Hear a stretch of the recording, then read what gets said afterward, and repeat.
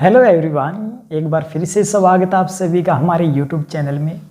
आज हम आपके लिए लेकर आए हैं एक नया टॉपिक 9th क्लास का। हमने 9th क्लास में हम पढ़ रहे थे is matter around us pure, तो उसी में हम एक आज का नया टॉपिक पढ़ेंगे जिसको कि बोलते हैं हम सैचुरेटेड सॉल्यूशन। देखना बेटा, सैचुरेटेड सॉल्यूशन क्या होता है, ठीक है। सैचुरेटेड सॉल्यूशन, हम सैचुरेटेड सॉल्यूशन की बात कर लेते हैं। देखिए, मैं अगर आपसे एक बात करूं, बेटा आपने कभी ध्यान दिया हो लाइफ में, जब आप नींबू पानी बनाते हो उस टाइम, नींबू पानी बनाते टाइम आप उसमें चीनी डिज़ोल्व करते हो, नमक डिज़ोल्व करते हो, तो आप साथ के साथ उसको घुमाते रहते हो, ऐसा ही होता है। और आप उसमें चीनी इतनी ही डिज़ोल्व करते हो कि जहाँ तक आपका टेस्ट अच्छा हो एक चीज़, और इतनी ज़्यादा तो आप डिज़ोल्व करते नहीं कि वो डिज़ोल्व होना बंद हो जाए। बट कभी कभी ऐसा पॉइंट आता है जब हम, जिसको कि हम नॉर्मल लैंग्वेज में एक चाशनी बोलते हैं, कि जब वो बनाते हैं हमने ज़्यादा उसमें चीनी डाल ली और आप उस चीनी को डिज़ोल्व कर रहे हो, एक लिमिट आएगी जिस लिमिट पर चीनी डिज़ोल्व होना बंद हो जाएगी। उस पॉइंट को क्या पॉइंट बोलते हैं? सैचुरेटेड पॉइंट बोलते हैं, और सॉल्यूशन को बोलते हैं सैचुरेटेड सॉल्यूशन। देखिए, मैंने क्या कहा, मैंने कहा कि अपने पास सपोज कोई कंटेनर है, इस कंटेनर के अंदर मैंने ये कंटेनर ले लिया। इस कंटेनर के अंदर अगर मैं बात करता हूँ, हमने वाटर लिया, हमने क्या लिया? पानी ले लिया। तो अगर मेरे पास पानी है, मैं उस पानी को क्या करता हूँ, इस तरह से मैंने इसमें पानी दिखा लिया कि मेरे पास होगा। अब मैंने NaCl लिया, मान लिया मैं NaCl ले लेता हूँ। इस NaCl को मैंने इसमें डिज़ोल्व करना स्टार्ट किया। जैसे ही मैं नमक को इसके अंदर डालूंगा, कौन था यहाँ पर? H2O। H2O को बेटा आपको पता हो तो H2O का मैं स्ट्रक्चर की बात करूँ तो मेरे पास कुछ ऐसा होता है, ऑक्सीजन और 2 हाइड्रोजन, कुछ इस तरह का मॉलिक्यूल होता है। अब जो ऑक्सीजन होता है इसके ऊपर नेगेटिव चार्ज होता है और इनके ऊपर पॉजिटिव चार्ज होता है, ठीक है। आपको ये चीज़ याद रखनी है, इनके ऊपर नेगेटिव और पॉजिटिव चार्ज होते हैं। अब NaCl होता है, जैसे ही NaCl पानी के अंदर जाएगा तो ये Na positive plus Cl negative में ब्रेक हो जाएगा। तो मैं इस डायग्राम को, इनको अगर मैं इसके अंदर लिख लूँ तो मेरे पास H2O कुछ ऐसा होगा। बेटा मैं मान लेता हूँ किस तरह से कि मेरे पास एक ऑक्सीजन, हाइड्रोजन और दूसरा हाइड्रोजन, और भी मान लेता हूँ मेरे पास ऐसे होगा, और मान लेते हैं, ठीक है। इस तरह से सपोज मेरे पास इस तरह से मॉलिक्यूल हैं। मैंने क्या डाल दिया? NaCl डाला। NaCl किस में ब्रेक हुआ? Na पॉजिटिव और Cl नेगेटिव में। आपने NaCl डाला, NaCl किस में ब्रेक हो गया? Na पॉजिटिव और Cl नेगेटिव में। अपने को पता है इसके ऊपर नेगेटिव चार्ज होता है, इसके ऊपर पॉजिटिव और इसके ऊपर भी पॉजिटिव, तो negative positive positive negative positive and positive. अब बेटा होता क्या है, आपने थोड़ा सा नमक लिया था, पानी में आप डिजोल्व कर रहे थे, आपने चम्मच से उसको घुमा दिया। जब घुमा दिया तो वो उसके अंदर डिजोल्व हो गया। डिजोल्व होने के पीछे रीज़न क्या होता है, क्या कारण होता है, उसके ऊपर हम बात करेंगे। कारण क्या था इसका डिजोल्व होने का? कारण ये था कि अब ये जो पॉजिटिव और नेगेटिव हैं ये आपस में क्या करते हैं? जुड़ जाएंगे। पॉजिटिव नेगेटिव क्या करेंगे? आपस में जुड़ जाएंगे। ये लीजिए, ये पॉजिटिव नेगेटिव भी आपस में जुड़ जाएंगे। तो अभी तक तो अपने पास और भी ज़्यादा पानी के अभी मॉलिक्यूल बचे हुए जो पॉजिटिव नेगेटिव को और जोड़ लें। मान लिया मैंने दूसरी बार और NaCl लिया, अभी NaCl को और डाल दिया इसके अंदर, और डालेंगे तो और Na पॉजिटिव Cl नेगेटिव में टूटेंगे। Na पॉजिटिव, मान लिया Cl नेगेटिव। अब ये क्या करेंगे? अपने पास फिर भी था, अभी तो है, अभी आपने डिजोल्व किया, ये यहाँ से इससे जुड़ जाएगा और डिजोल्व हो जाएगा। फिर से क्या किया? अभी डिजोल्व हो रहा था, आपने और नमक ले लिया, वो डाल दिया इसके अंदर, वो फिर से क्या हुआ, Na पॉजिटिव और Cl नेगेटिव में टूट गया। ठीक है, समझ में आ रहा है।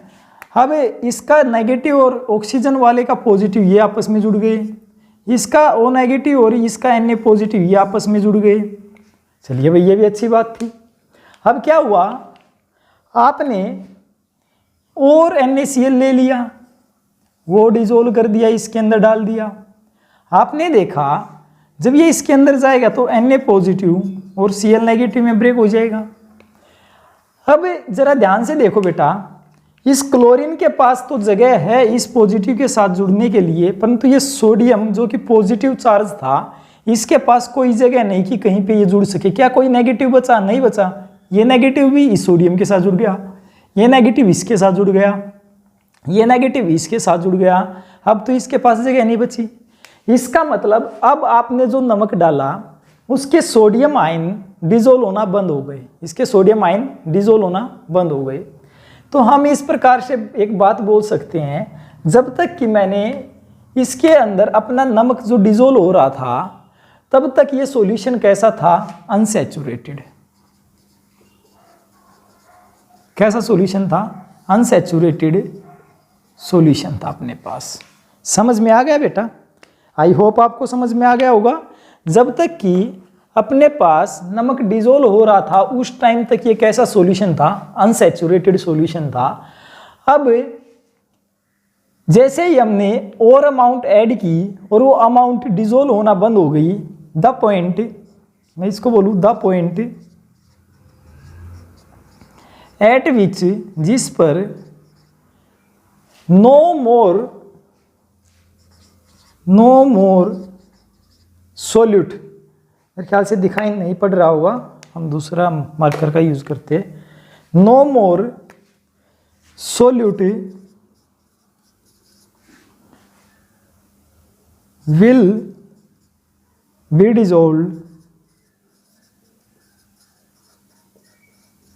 इज कॉल्ड, उस पॉइंट को तो बोलेंगे क्या आ जाएगा? अब अपने पास अनसैचुरेशन तो था, अब जब अपने पास डिजोल्व होना बंद हो जाता उस टाइम कौन सा पॉइंट बन जाता है? Saturated point, and solution is called unsaturated नहीं बेटा, सैचुरेटेड सॉल्यूशन। देखना क्या कहा हमने, कहा अनसैचुरेटेड सॉल्यूशन वो सॉल्यूशन था जब तक उसके अंदर सोल्यूट ऐड हो रहा था। सोल्यूट क्या था अपने पास? NaCl था। सोल्यूट क्या था अपने पास? NaCl था। हमने सोल्यूट और सोल्यूएंट के बारे में डिस्कस किया था। जो कम अमाउंट में होता है उसको सोल्यूट बोलते हैं और जो ज़्यादा अमाउंट में होता है उसको हम सोल्वेंट बोलते हैं। अब जब और ज़्यादा सोल्यूट ऐड हो रहा है तब तक वो सॉल्यूशन कैसा है? अनसैचुरेटेड सॉल्यूशन है। परंतु एक ऐसा पॉइंट आएगा जिस पॉइंट पर सोल्यूट ऐड होना बंद हो जाएगा, उस पॉइंट को हम बोल देंगे सैचुरेटेड पॉइंट, और उस सॉल्यूशन को हम बोल देंगे सैचुरेटेड सॉल्यूशन। आई होप आपको समझ में आ गया होगा कि अनसैचुरेटेड सॉल्यूशन कौन सा होता है। एक बार फिर से सुनना बेटा क्या कहता हूँ। Unsaturated solution is the solution in which we can add more amount of solute। आप ऐड कर सकते हो मोर अमाउंट और ज़्यादा अमाउंट सोल्यूट की, और ऐसा पॉइंट डिजोल्व करने के बाद वो पॉइंट आ जाए जहाँ पर कोई चीज़ डिजोल्व होनी बंद हो जाती है, उस टाइम वो डिजोल्व होनी बंद हो जाती है, उस टाइम जो पॉइंट आएगा उस पॉइंट को तो हम बोलेंगे सैचुरेटेड पॉइंट, और उस सॉल्यूशन को हम कहेंगे सैचुरेटेड सॉल्यूशन। आई होप आपको समझ में आ गया होगा बेटा। अब अगले मैं बात कर लेता हूँ अपने पास। अब मैं क्या करता हूँ, मैं इस कंटेनर को गर्म करता हूँ। क्या करता हूँ? यहाँ से गर्म करता हूँ। ठीक है, गर्म करने से क्या हुआ? गर्म करने से जो ये बॉन्ड थे आपस में, जो ये बॉन्ड बने हुए थे, ये टूट जाएंगे। बॉन्ड टूटेंगे तो ये ज़्यादा पॉजिटिव नेगेटिव में ब्रेक होंगे। फोर्स ऑफ अट्रैक्शन जो इन मॉलिक्यूल्स के बीच में था वो कम हो जाएगा। जो कुछ एक अब भी जुड़ने की कोशिश कर रहे थे वे भी थोड़े थोड़े दूर भागेंगे तो कहीं ना कहीं जब ये टूटने की कोशिश करेगा तो इस सोडियम को भी मौका मिलेगा इस ऑक्सीजन के साथ जुड़ने का, क्योंकि ये थोड़ा सा दूर भागेगा तो ये मौका ढूंढेगा इसके जुड़ने का। तो उस टाइम क्या होता है कि हम थोड़ा सी अमाउंट और सॉल्यूट की ऐड कर सकते हैं, उस सॉल्यूट की थोड़ी बहुत अमाउंट और ऐड कर सकते हैं।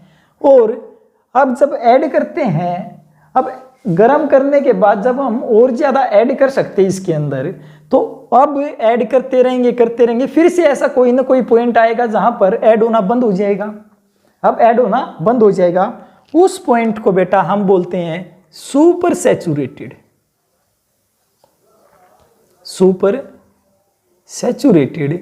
सॉल्यूशन, और पॉइंट होगा super saturated point. I hope आपको समझ में आ गया होगा। फिर से देखना बेटा, मैंने क्या कहा, मैंने कहा एक वो सॉल्यूशन जिस सॉल्यूशन के अंदर आप कोई सॉलिड को ऐड कर रहे हो और करते जा रहे हो, उस टाइम तक जो सॉल्यूशन था जो आपने यहाँ पर लिया था, वो सॉल्यूशन कहलाएगा अनसैचुरेटेड सॉल्यूशन। परंतु एक फिर डालते डालते ऐसा पॉइंट आएगा जहां पर वो सॉल्यूट ऐड होना बंद हो जाएगा। जब बंद हो जाएगा तो उस टाइम अपने पास जो पॉइंट आएगा उस पॉइंट को तो सैचुरेटेड पॉइंट और उस सॉल्यूशन को बोल देंगे सैचुरेटेड सॉल्यूशन। अब हम क्या करेंगे, उसी सॉल्यूशन को गर्म कर लेंगे।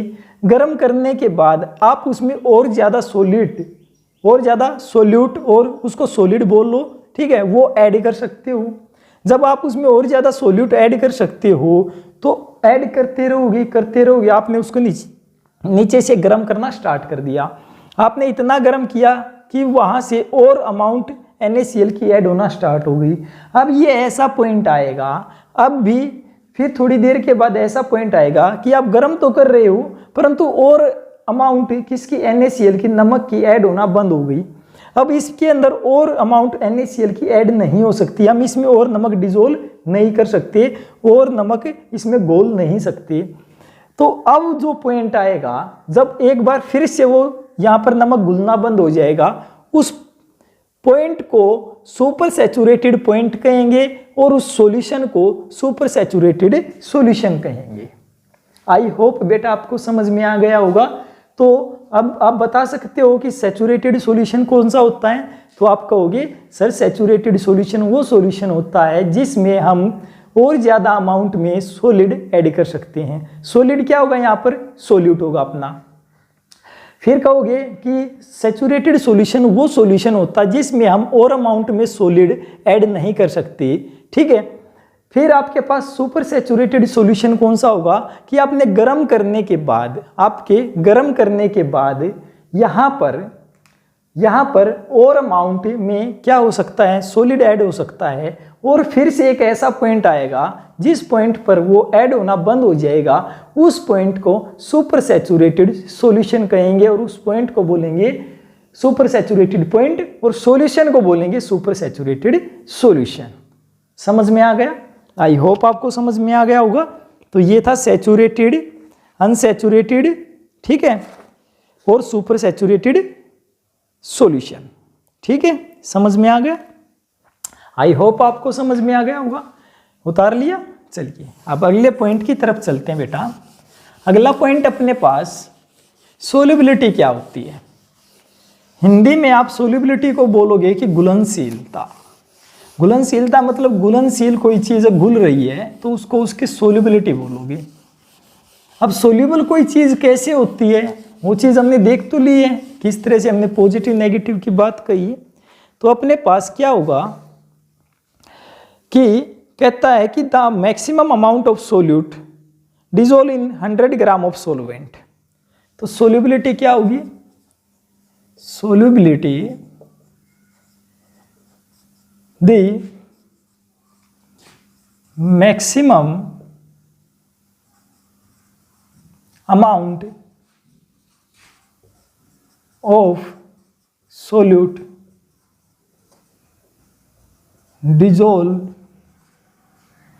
in 100 gram of solvent is called solubility.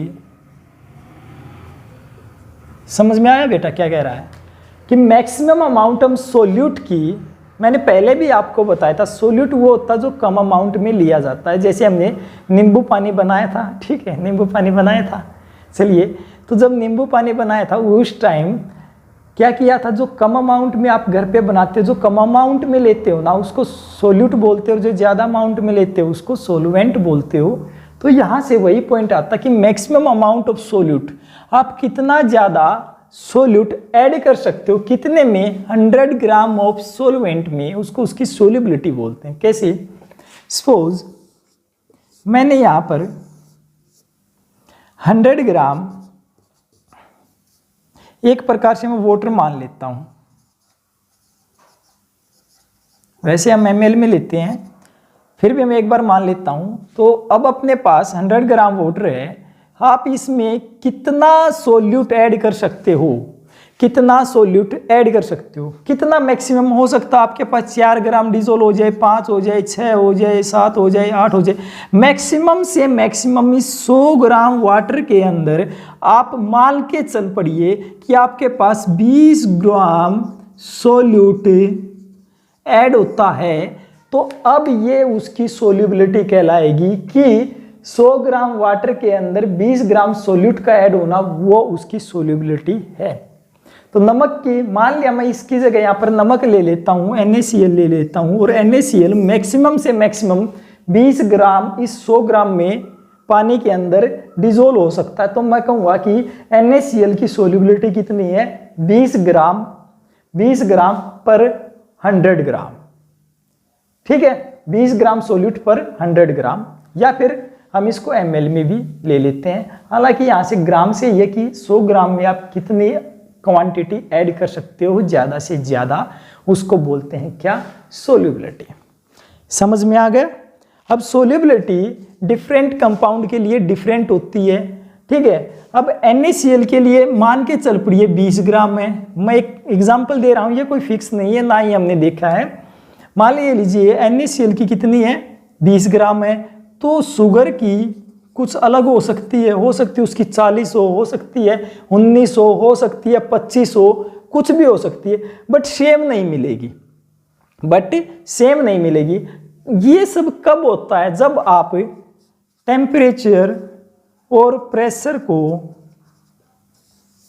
छेड़ते नहीं हो, इस टेम्परेचर और प्रेशर को यहाँ से कुछ भी चेंज नहीं करते हो, तब की बात करता। जैसा कि हमने कौन से सॉल्यूशन में, अनसैचुरेटेड सॉल्यूशन में हमने बात की थी कि आप कितने अमाउंट ऐड कर रहे हो, जब तक ऐड हो रही ना वो, और मैक्सिमम कहाँ तक, जब सैचुरेटेड पॉइंट आ जाता तब तक।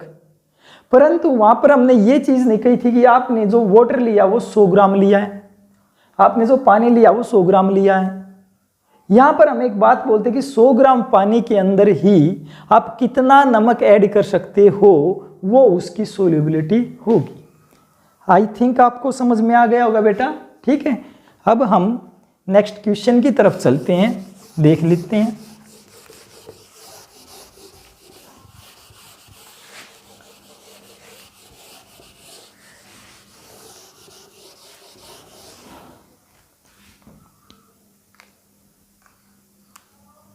चलिए, अब अपने पास ये क्वेश्चन है, अपने पास क्वेश्चन क्या है कि 12 gram of KNO3 dissolve in 75 gram of water, कितना, 12 ग्राम KNO3 डिजोल कर दिया किसमें, 75 ग्राम वाटर में, एक 60 डिग्री सेल्सियस पर। कहता आप उसकी सोल्यूबिलिटी बताइए इसी 60 डिग्री टेम्परेचर पर, ठीक है। समझ में आया। सोल्यूबिलिटी से ये सोल्यूबिलिटी क्या बताती थी, 100 ग्राम में कितना ऐड होता है, 100 ग्राम में मैक्सिमम कितना ऐड होता है उसके बारे में बताती थी। तो सॉल्यूशन हम इसका देख लेते हैं, क्या हुआ बेटा। यहां से कहता है कि 12 ग्राम ऑफ KNO3 डिजोल्ड इन कितने में, 75 ग्राम ऑफ वाटर, ठीक है, कोई डाउट। अब अपने को यह पता है कि हम कितने में निकालते हैं, 100 में निकालते हैं। तो हम मान लेते हैं कि x ग्राम KNO3 डिजोल होता होगा कितने में, 100 ग्राम ऑफ वाटर में, 100 ग्राम ऑफ वाटर में। अगर ऐसा हुआ होगा तो अपने पास फार्मूला क्या बन जाएगा, फॉर्मूला क्या बन जाएगा, कितने में कितना होता है। अगर अपने पास x में 100 होता है और 12 ग्राम कितने में 75 में होता है, तो अपने को निकालनी कितने में होती है, सोल्यूबिलिटी कितने में निकालते थे हम, 100 में। तो अपने को x की वैल्यू निकालनी पड़ेगी। x की वैल्यू निकालनी पड़ेगी तो आप सिंपल सा क्या करोगे, जो आपके पास वैल्यू गिवन है ना, आप यहाँ से इन वैल्यू को पुट करोगे और निकाल लोगे। ठीक है, तो 12 ग्राम कितने में था, 12 ग्राम कितने में था आपके पास बेटा, 75 ग्राम वाटर में। और x कितने में है, x कितने में आपके पास 100 में है। अगर मैं दोनों को डिवाइड कर दूं यहां से तो मेरे पास वैल्यू मिल जाएगी, मेरे पास वैल्यू मिल जाएगी। तो यहां से आप लिख लोगे 12/x is equal to 75/100। x is equal to क्या करोगे आप, इसको इस तरफ ले जाओ, इसको इस तरफ ले जाओ। तो पहले तो मैं इसको ही यहाँ से x की वैल्यू अपने को इसी को लिख लेता हूँ। ठीक है, तो इसको इस तरफ ले आते हैं तो 1/x बच जाता है बेटा अपने पास 75/100 इंटू 12। मेरे को x की वैल्यू निकालनी है तो मैं इस x को आप या तो इसी टर्म को उल्टा कर दीजिए तब भी हो जाएगा। तो x divided by 100 into 12 divided by 75। तो यहाँ से 1 का तो कोई वैल्यू है नहीं तो मैं इसको 1 को हटा लेता हूँ। मेरे पास x is equal to 100 into 12/75 कितने पर गया, 25 4 एंड 3 एंड इससे ये कैंसिल हो गया, 4 आ गया। तो x इज इक्वल टू कितना मिला आपको, 16। मीन्स 16 ग्राम आप KNO3 ऐड कर सकते हो किसमें, इन 100 ग्राम ऑफ किसमें, वाटर। तो ये हो जाएगी इसकी सोल्यूबिलिटी। आपने को 16 ग्राम आपकी 100 में ऐड हो सकती है और उसने कितने की बता रखी थी, उसने कहा था कि 12/75 में ऐड होती है। तो आप ये बताइए उसकी सोल्यूबिलिटी कितनी होगी। अपने को तो कितने में निकालनी है, 100 में निकालनी है। तो कितना ऐड होगा, मैक्सिमम से मैक्सिमम 16 ग्राम ऐड हो सकता है, 16 ग्राम ऐड हो सकता है। आई होप आपको समझ में आ गया होगा। एक बार इसको आप उतारिए, उतार लिया, मिटा दें। चलिए अगला टॉपिक है बेटा अपना कि जो सोल्यूबिलिटी होती है इसके ऊपर कौन कौन से फैक्टर इफेक्ट करते हैं।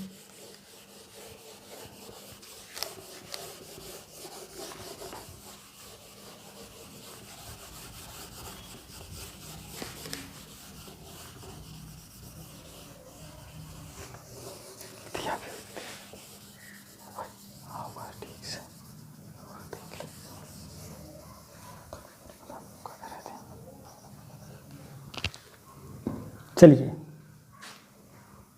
हम देख लेते हैं factor affecting to the solubility या फिर effect of temperature and pressure on solubility. ठीक है, effect of temperature and pressure on solubility.